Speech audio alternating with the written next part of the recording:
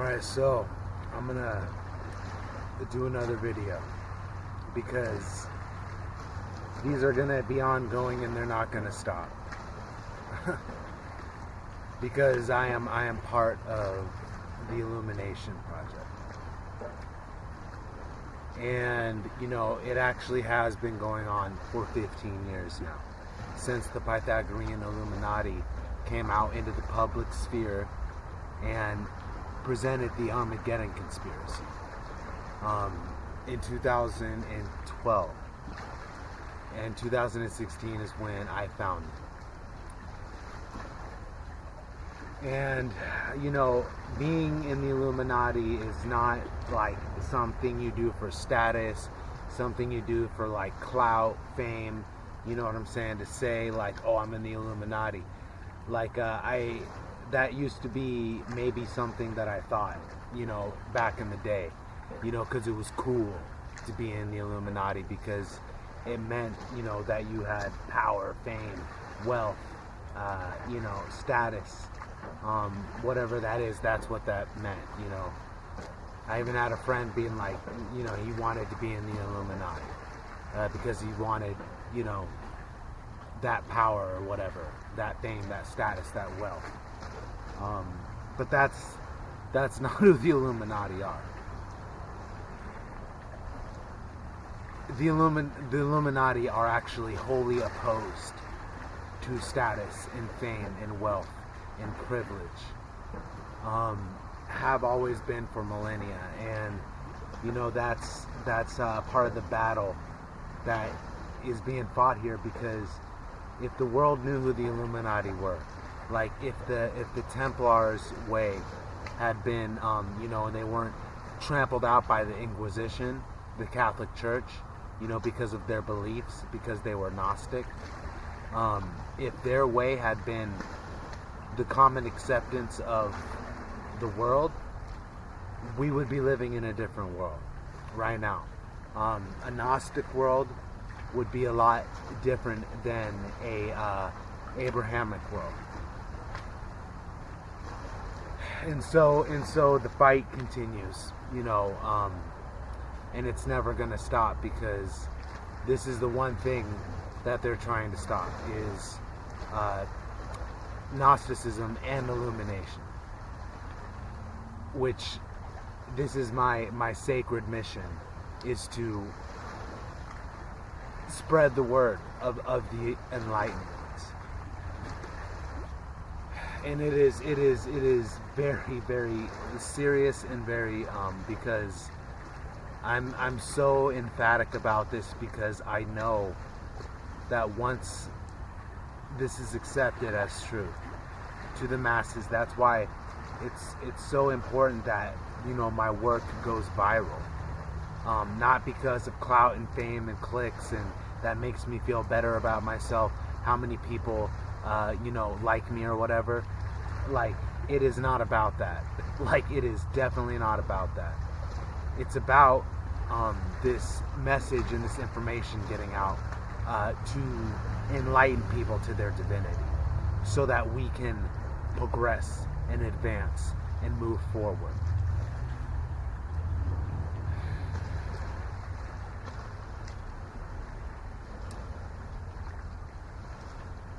And I'm not gonna stop, because the record needs to be set straight, and things need to be cleared up, and that's what I'm here to do. So I've been reading from the books of the Pythagorean Illuminati, and obviously if you're watching this movie right now, that they're in the ancient secret society.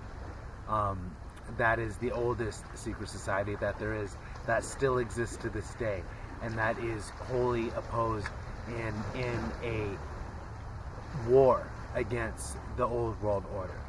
The people that are responsible for the way the world is right now. All the death, all the poverty, all the confusion, all the chaos, all the insanity.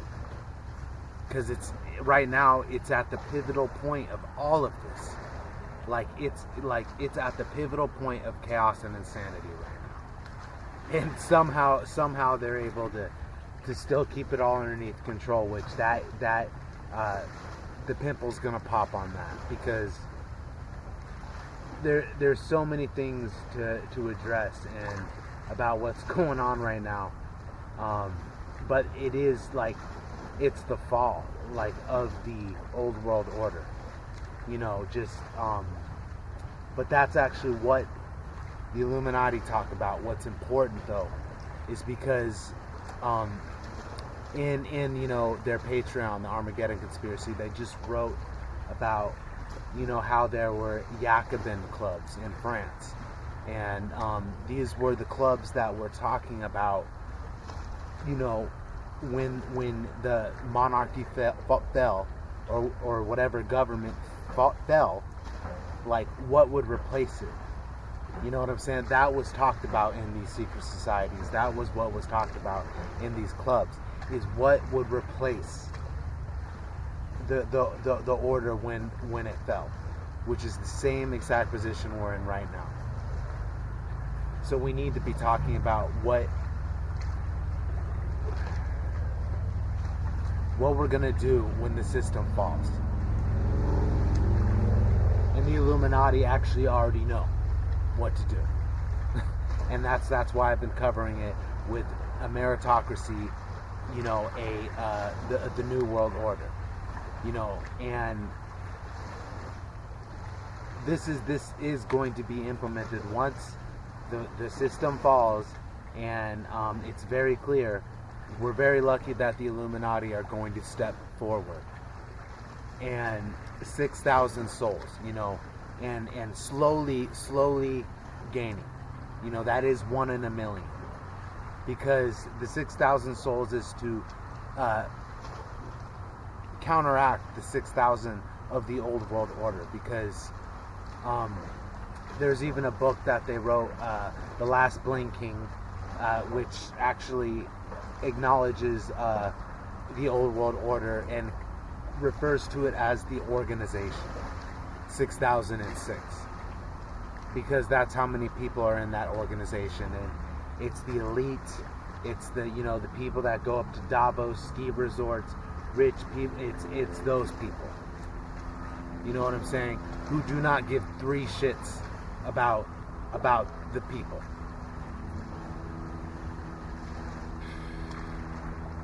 And it's like they're saying it's so clear, because with Donald Trump being in he is the ex-president, but with him being in president, it's a clear indication of a plutocracy.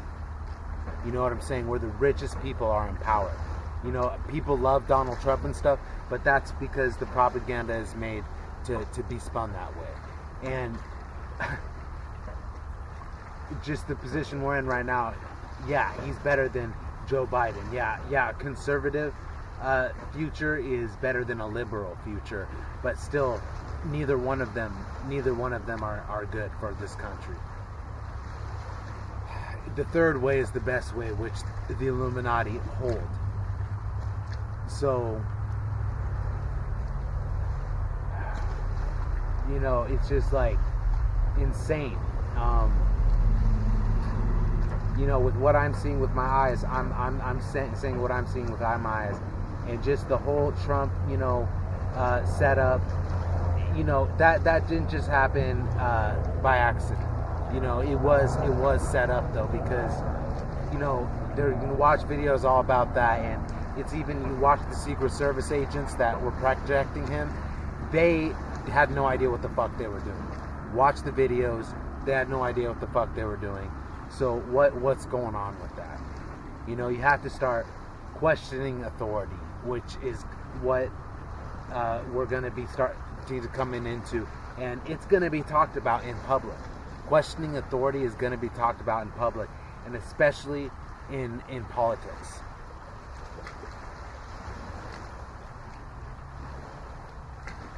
Because I am mad as hell right now. I am fucking mad as fucking hell right now. And it's because of everything that's going on right now with the politics, with the fucking economy, with the fucking religions, like the world, how fucked up it is, how everybody's in chaos, fighting, confusion. You know, it's like I'm actually at a point now where I'm like sitting by myself because it literally feels like my words are not being received. You know what I'm saying? Like because everybody is in such distress.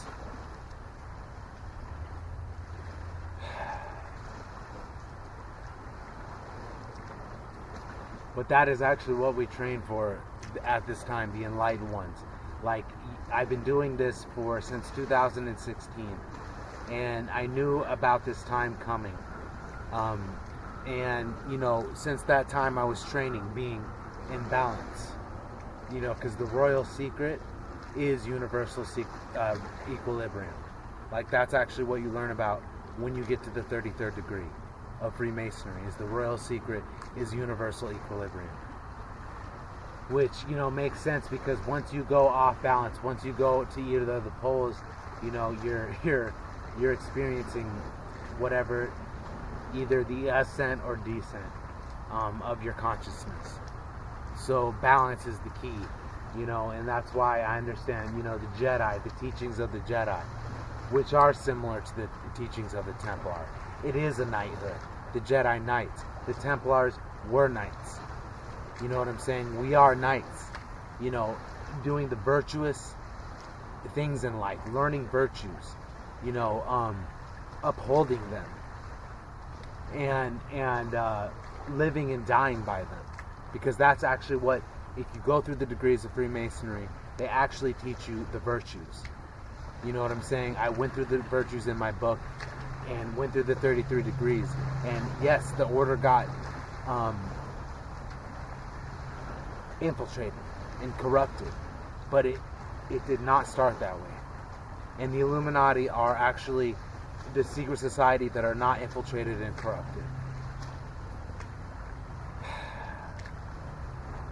There's nothing more important. I could talk about, you know, super soldiers, aliens, you know, fucking other things and stuff like that, but this is the most important thing that there is to talk about, because it is for, you know, the reclamation of our divinity and the freedom of our souls. So this knowledge is really beyond, it's priceless. And, you know, I am a positive person. I am motivated. I am inspired. I've always remained that way. Sometimes I get challenged and tested, which makes me frustrated and mad. And, you know, you know, the happiness and the light goes out, because I'm like, why do I keep fucking...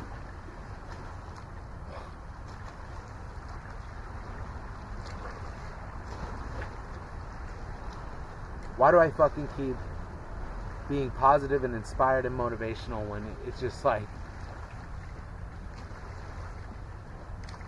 It just seems like everything is...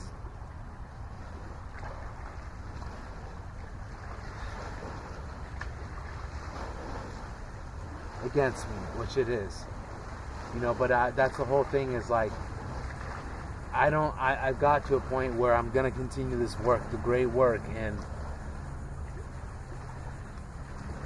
I can do this alone.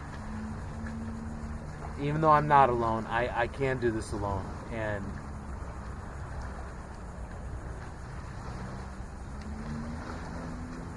I'm just right now, you know, sometimes you have personal things that happen in your life, and I'm kind of going through that right now. But, you know, today is today, and tomorrow's tomorrow. So everybody has personal problems, and that is the thing, is like all that I truly, honestly want is, you know, for there to be no problems, like with myself and the people around me, and to live in truth, and justice and just understanding and peace and love and light. Like seriously, like that is my mission. And you know, right now,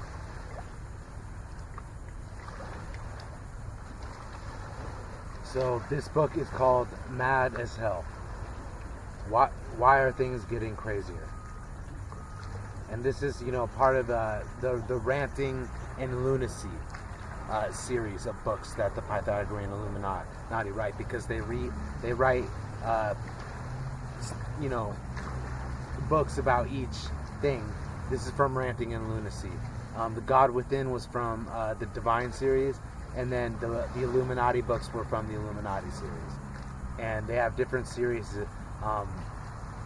So this is from the Ranting and Lunacy, because right now I'm just kind of feeling like that.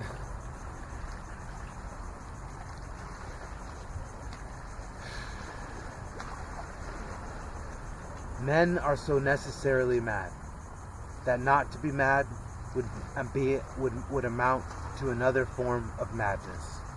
Pascal. I doubt if a single individual could be found from the whole of mankind, free from some form of insanity. The only difference is one of degree. Erasmus. Psychiatry enables us to correct our faults by confessing our parents' shortcomings. Lawrence J. Peter. You know, and it's like it's just all about correcting the genetics and what we were brought into. And we were brought into madness and insanity and chaos and confusion.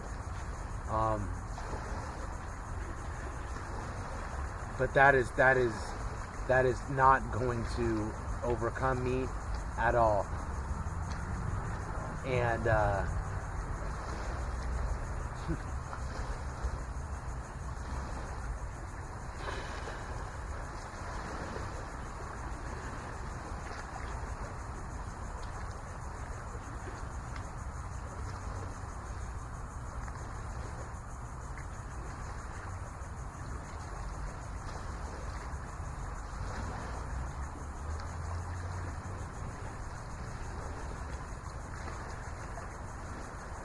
mad as hell. I don't have to tell you things are bad. Everybody knows things are bad. It's a depression. Everybody's out of work or scared of losing their job. The dollar buys a nickel's worth. Banks are going bust. Shopkeepers keep a gun under the counter. Punks are running wild in the street, and there's nobody anywhere who seems to know what to do. And there's no end to it. We know the air is unfit to breathe, and our food is unfit to eat. And we sit watching our TVs while some local news scatter tells us that today we had 15 homicides and 63 violent crimes. As if that's the way it's supposed to be. We know things are bad. Worse than bad. They're crazy. It's like everything everywhere is going crazy. So we don't go out anymore. We sit in the house. And slowly the world we are living in is getting smaller. And all we say is, please, at least leave us alone in our living rooms. Let me have my toaster and my TV and my still-bedded radios, and I won't say anything. Just leave us alone. Well, I'm not gonna leave you alone. I want you to get mad. I don't want you to protest. I don't want you to riot. I don't want you to write to your congressman, because I wouldn't know what to tell you to write. I don't know what to do about the depression and the inflation and the Russians and the crime in the street. All I know is that the first thing you've got to get is mad. You've got to say, I'm a human being, god damn it. My life has value. So I want you to get up now. I want all of you to get up out of your chairs. I want you to get up right now and go to the window, open it, and stick your head out and yell, I'm mad as hell, and I'm not going to take this anymore.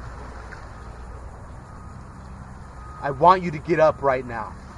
Sit up. Go to your windows. Open them and stick your head out and yell, I'm mad as hell, and I'm not going to take this anymore. Things have got to change. But first, you got to get mad. You got to say, I'm mad as hell, and I'm not going to take this anymore. Then we'll figure out what to do about the depression and the inflation and the oil crisis. But first, get up out of your chairs, open the window, stick your head out, and yell and say it. I'm mad as hell, and I'm not going to take it anymore. Herod Bill.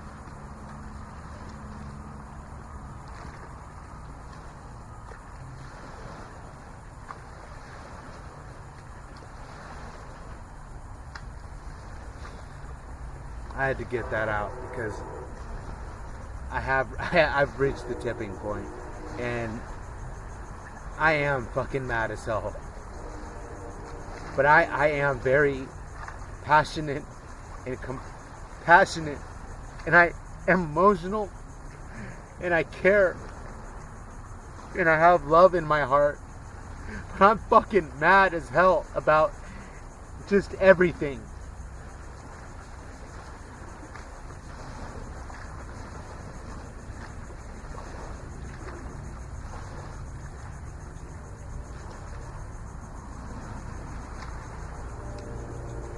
Introduction. This is a short book about madness. The madness of the world. Every person, every city, every nation, every continent, and the planet Earth itself is steadily going insane. What are the causes? Can anything be done? Can the process be arrested and even reversed? This book concentrates on the United Kingdom as one of the most deranged countries in this mad world. But a host of other nations would serve just as well. The major causes of insanity are religion, the family, work, corporations and managers, capitalism, nationalism. It's time to put the world on the psychiatrist's couch and listen to its tale of fear, alienation, angst, inauthenticity, disenchantment, over-expectation, constant disappointment, and thwarted dreams. Never have so much been promised to the ordinary man and woman and so little delivered. We, the human race, are fakes, phonies, frauds, charlatans, crooks, cowards, and fools. We lie all of the time, mostly to ourselves. Above all, we dream of what we will never have. We are constantly tantalized by glossy images of perfection to which none of us can match up. Idealized lives are paraded in front of us, but even those living the ideal lives are as miserable as the rest of us. W.B. Yeats penned one of the humanity's most poignant and pertinent poems, which goes to the heart of the human situation. He wishes for the close of heaven. Had I the heavens embroidered close, and wrought with golden and silver light, the blue and the dim and the dark cloths of night and light and half-light, I would spread the cloths under your feet. But I, being poor, have only my dreams. I have spread my dreams under your feet. Tread softly, because you tread on my dreams. But this world doesn't tread softly. It tramples all over the people's most precious aspiration. It kicks them into the gutters and sewers until they're covered with filth, until they're polluted beyond recognition. Who will shed a tear for humanity, imprisoned in the cosmic asylum where no dreams ever come true?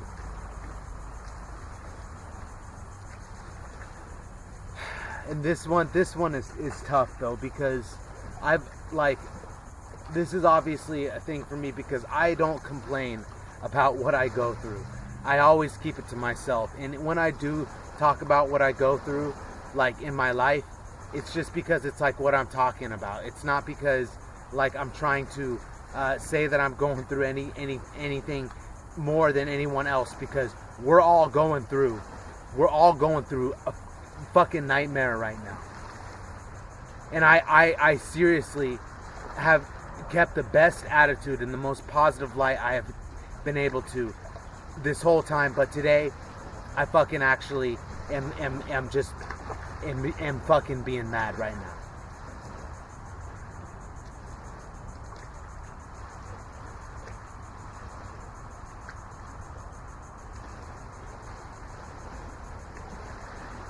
Because each one of these topics seriously bring up the truth. You know what I'm saying? The truth. Which is what I endeavor to speak from my heart, is the truth. Like from my heart, with my heart, my throat chakra is just speaking the truth, aligned with the truth. And it's just really hard when you're speaking the truth and it's just not accepted.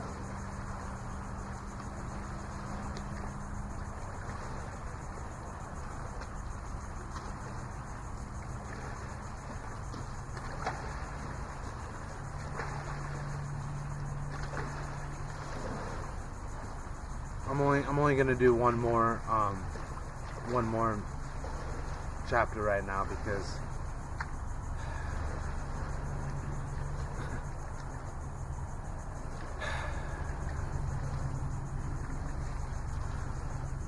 the idiotic society. Freud postulated that the personality consists of three components: the ID, the ego, and the superego. The ID desires immediate gratification of primitive, pleasure-seeking impulses. It is purely instinctual and pursues the pleasure principle, i.e., it seeks at all times to avoid pain and embrace pleasure regardless of external considerations. The superego is concerned with learned, non-instinctual behavior. This is the part of the personality affected by the teachings of parents and society. It's the part of us that develops via education into our conscious, our internal moral compass. The ego mediates between the superego and the ID and tries to stop us being paralyzed by overzealous morality or overpowered by unbridled passion. Capitalism has eroded the influence of the superego, since the quickest way to make money is to target people's basic instincts, their ID natures. This has undermined the ego, leaving the ID utterly dominant. Drugs, alcohol, porn, advertising, Hollywood movies, junk TV, and tabloid journalism, all mainstays of our society, accentuate its ID impulses. Civilization, culture, the ability of humans to live in harmony are dependent on the superego. Schools and universities, museums and art galleries are the chief institutions that uphold superego values in the present time. In the past, the church played a critical role, but religion has become increasingly marginalized. So the burden of protecting civilization has passed to our education system and cultural institutions. To cope with the loss of religious belief, these should have been transformed into all-encompassing systems for providing us with superego values. Intellectualism and aestheticism should have replaced religion. Instead, religion was replaced by capitalist commercialism and consumerism. Our education system has become a dancing puppet, being pulled hither and thither by monetary factors. True intelligence employs a currency of ideas, not dollars, euros, or pounds sterling. To make money, the controlling influence of the education system distorts, diminishes, and devalues intelligence. All degrees now have to be related to the world of work, i.e., to capitalism. This is insane. Capitalism is the bitter enemy of thought. It is characterized by dumbed-down values and the lowest common denominator, thinking and culture. As for art, This is controlled by super rich patrons. Their checkbook decided what is in and what is out.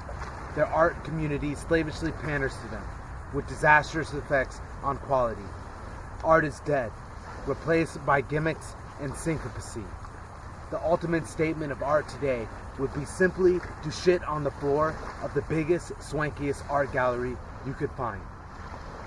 A superego government would make our education system the standard bearer of the country, the yardstick by which our nation is judged. Nobel Prize winners, professors, lecturers, school teachers, writers, artists, poets would be the most highly esteemed members of society. Libraries, bookshops, art galleries, theaters, historical sites would be the most popular public venues. People would be idealists rather than consumerists. All the talk would be of philosophy, politics, art, science, and literature.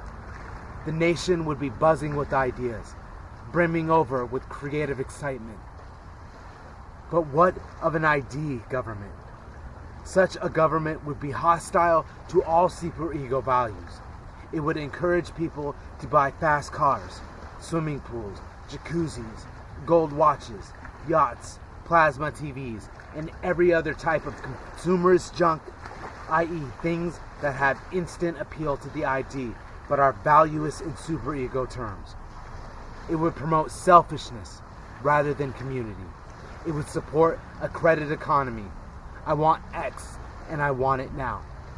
Even if I can't afford it, I would rather go into debt than go without it. It would be motivated by greed, vanity, lust, and megalomania. Its favored newspapers would be full of sex, gossip, scandal, bingo, crime, astrology, sport, money, and property. The cult of beauty and youth, the sanctification of celebrities. Its favorite TV programs would be simplistic, puerile, emotionally addictive, and devoid of intellectual and cultural content. It would despise and try to suppress any programs that challenged it, that attempted to raise a superego discussion of important topics. In a society ruled by an ID government, pubs, clubs, discos, sports stadia, recourses, entertainment, multiplexes, and the like would take center stage. The most celebrated people would be pop stars, TV and film stars, royalty, sportsmen, millionaires, beautiful people. The West is ruled today by overwhelmingly idiotic governments, and we're being choked to death by their ID policies.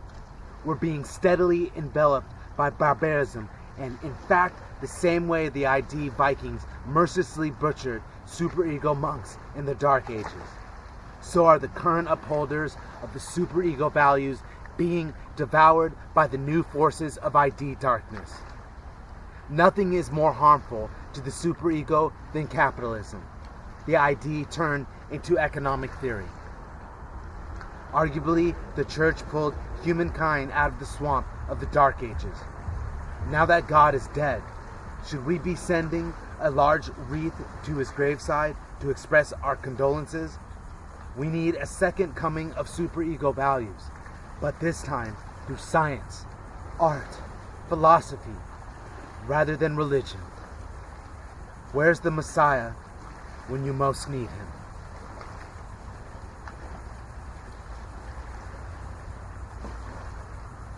And I am emphatic right now because this book is getting me mad as hell, because it outlines the society and how art's dead, God's dead, because God is dead, because talking about the Abrahamic God. God is actually inevitable through mathematics. But the God of the Abrahamic God is dead. And because that's why there's all this confusion, chaos, war, all this stuff going on right now.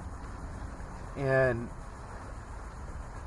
it just talks about how, an ID government is the government that we live in, celebrities, rich people, lauding of rich people, just the X Factor, pop idol, stuff, people talking about stupid shit instead of like important things like politics and shit, because people talk about politics now, you get argued about. Things get argued. People talk about religion right now, things get argued about. Economy, everything gets argued about. That's why people aren't talking about that. But the Illuminati are not arguing about anything. They're providing solutions to everything. Talking about what it would be like if, the ID society was replaced by the superego society. And then how that would be about art, philosophy, politics. You know what I'm saying? Like in getting to a higher level instead of staying at the same level and going backwards. Like the religions of 2,000 years ago, of old dusty holy books and bearded prophets are keeping people in the past. And the Illuminati talked about that. That actually was where I came up with the phrase old dusty holy books and bearded prophets, because they used that to describe Abrahamism, which people that are Christian, Judaism, and Islam would take extreme offense to and probably try to kill me. But it's the truth. And the only way we're gonna get to the next level is when Abrahamism falls, when democracy falls, when people see how fucked up democracy is, how fucking crazy it is. Like with Trump, it's just insane. And we need to fucking stop voting for democracy, because democracy is completely corrupt, and the people are, like, whoever the people want are fucking not gonna get in there. And then they're gonna want people like Trump, who's a plutocrat, who's one of the rich people. You know what I'm saying? One of the billionaires, trillionaires that actually don't care about the people. People are like, he does care and stuff, but actually, he is actually behind a Christian Zionist agenda. Using, the God and the Holy Bible, and all that stuff, and that's a Christian Zionist agenda. And that's actually part of what we need to not be being indoctrinated to and supporting. You know what I'm saying? I used to be a Christian. You know what I'm saying? I used to read the Bible and be like, Jesus Christ is my Lord and Savior and stuff like that. But I was enlightened to the truth.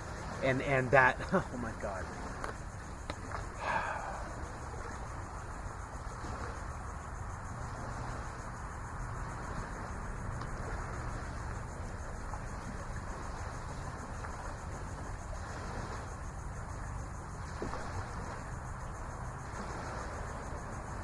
I'm actually gonna, because my whole being here has actually been learning about secrets and mysteries. And as an early age, I said I wanted to be a spy, because the spies learn secrets and mysteries. You know what I'm saying? And so that led me on a life path of actually learning about ninjutsu and all that stuff coming back. And I forgot what I was even gonna say. One of the biggest secrets that I'm just going to get into is that the figure Jesus Christ, Yeshua ben Joseph, is actually an archon of the Demerouge. Jesus Christ, Jesus, the Prince of Hell, is actually what the Illuminati call him, because the worshiping of Jesus Christ is actually what keeps people in hell. So, and people would, they would burn me at the stake for saying that. But it is the truth. And the Illuminati actually wrote a whole book about that. Jesus, the Prince of Hell.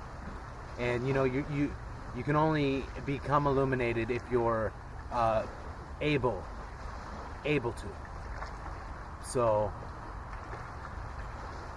I'm gonna end this right there, because this does take a lot of energy, mental, spiritual, and soul energy to get out this, because it is an impossible mission. I am definitely Mission Impossible. You talk about the IMF, the Impossible Mission Force. the Illuminati are definitely that. So,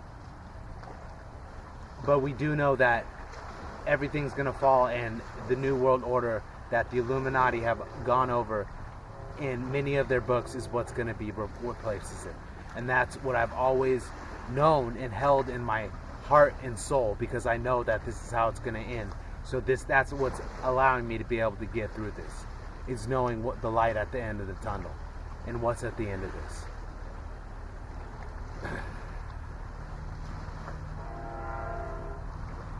So I'm going to stop there. Until next time.